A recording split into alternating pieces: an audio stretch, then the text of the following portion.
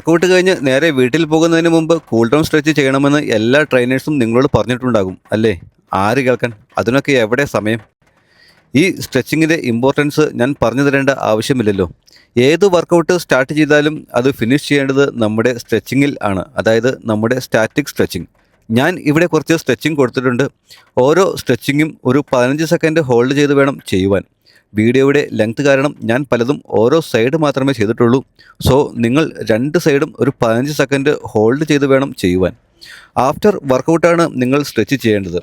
Before workout നിങ്ങൾ dynamic സ്ട്രെച്ചിങ്ങും after workout നിങ്ങൾ static സ്ട്രെച്ചിങ്ങും ആണ് ചെയ്യേണ്ടത്.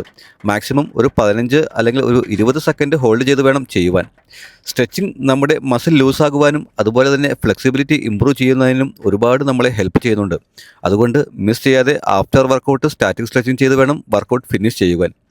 വർക്കൗട്ട് കഴിഞ്ഞ് നേരെ വീട്ടിൽ പോകുന്ന നിങ്ങളുടെ ഫ്രണ്ട്സിന് ഈ വീഡിയോ ഒന്ന് ഷെയർ ചെയ്ത് കൊടുക്കുക. വീഡിയോ ഹെൽപ്ഫുള്ളായി തോന്നിയാൽ ദയവായി എൻ്റെ ഈ പേജ് ഒന്ന് ഫോളോ ചെയ്യുക. ബൈ.